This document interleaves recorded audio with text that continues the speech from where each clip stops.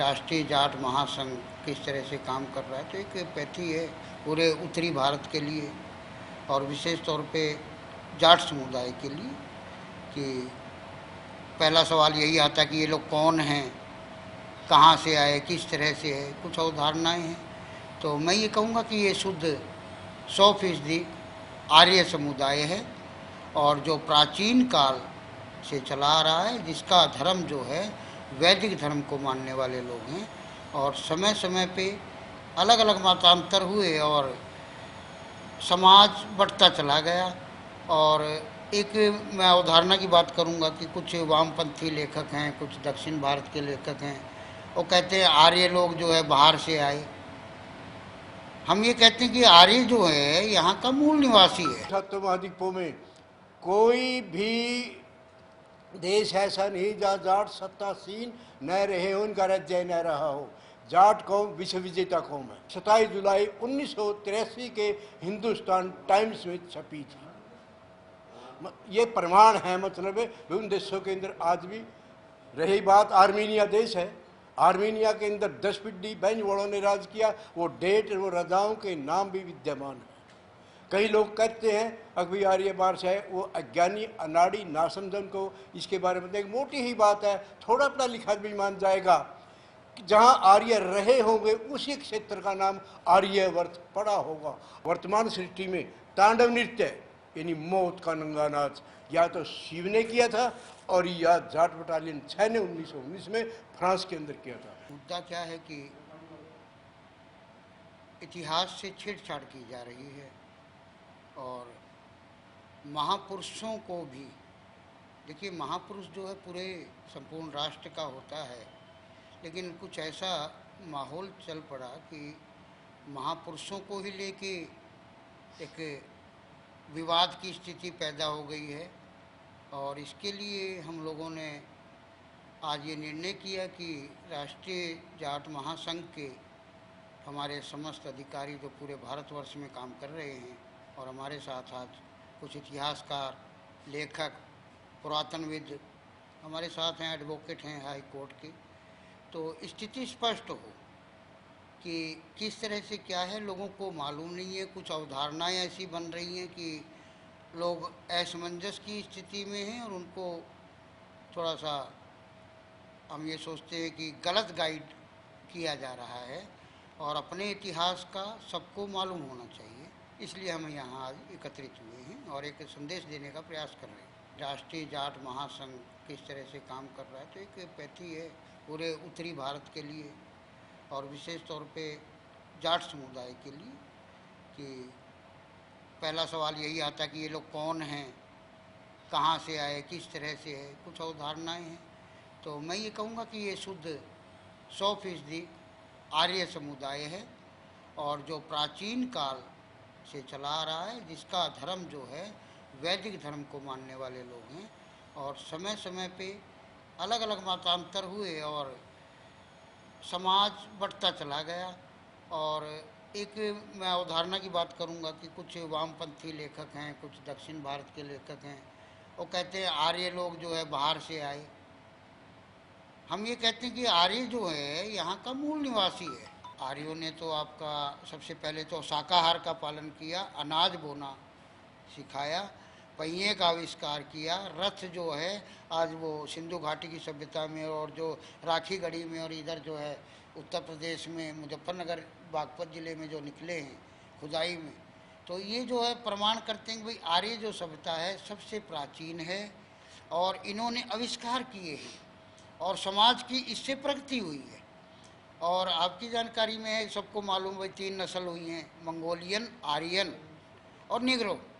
तो इसमें आर्यन सर्वोपरि है क्योंकि ज़मीन के लिए पानी की आवश्यकता होती है और फसल उपजाने के लिए जो आर्य लोग जो है आपका पश्चिम में भी गए, यूरोपियन देशों में गए, वहाँ पे भी इन्होंने आपका काम किया और काफ़ी मतलब राजे महाराजे हुई। और देखिए हमने आज तक कभी ये नहीं कहा फलाना महापुरुष हमारा है। आप हेरोडोटस का लिखा हुआ इतिहास पढ़ें तो हेरोडोटस ने शुद्ध रूप से जाटों को और इनको सबको आर्य बताया।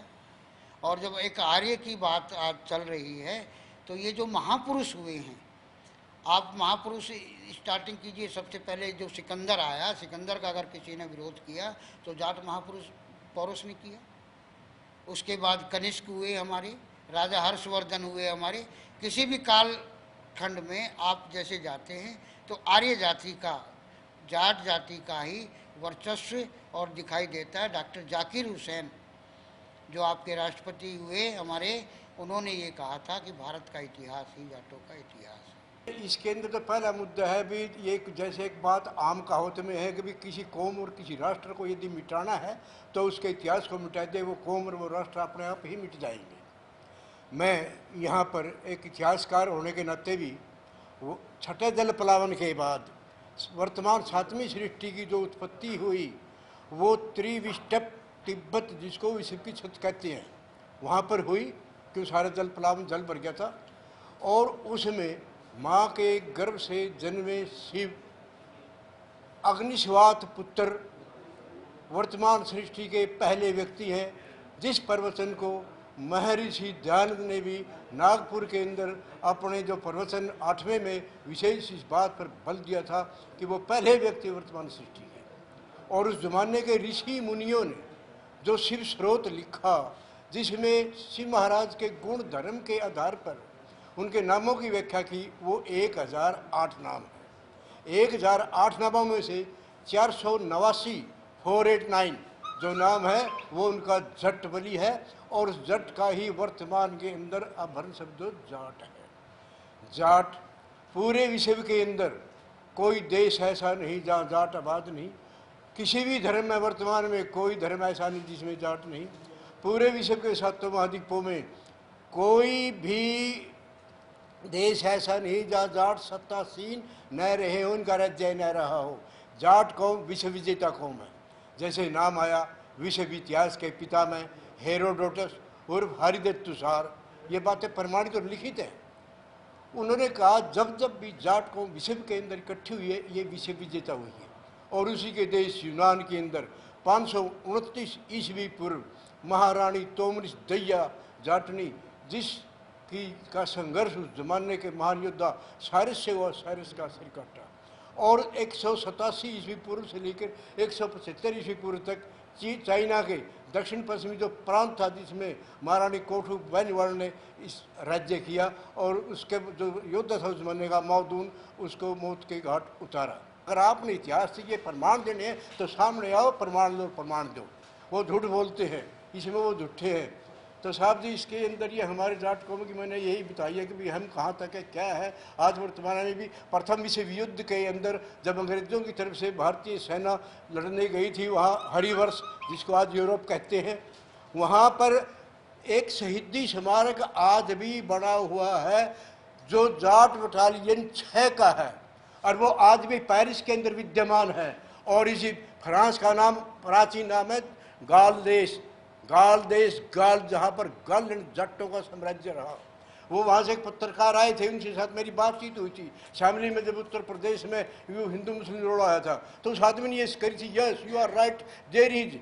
वो 6 का महाराज जो शहीदी स्मारक वर्तमान सृष्टि में तांडव नृत्य यानी मौत का नंगा नाच या तो शिव ने किया था, और या जाट बटालियन 6 ने 1919 में फ्रांस के अंदर किया था।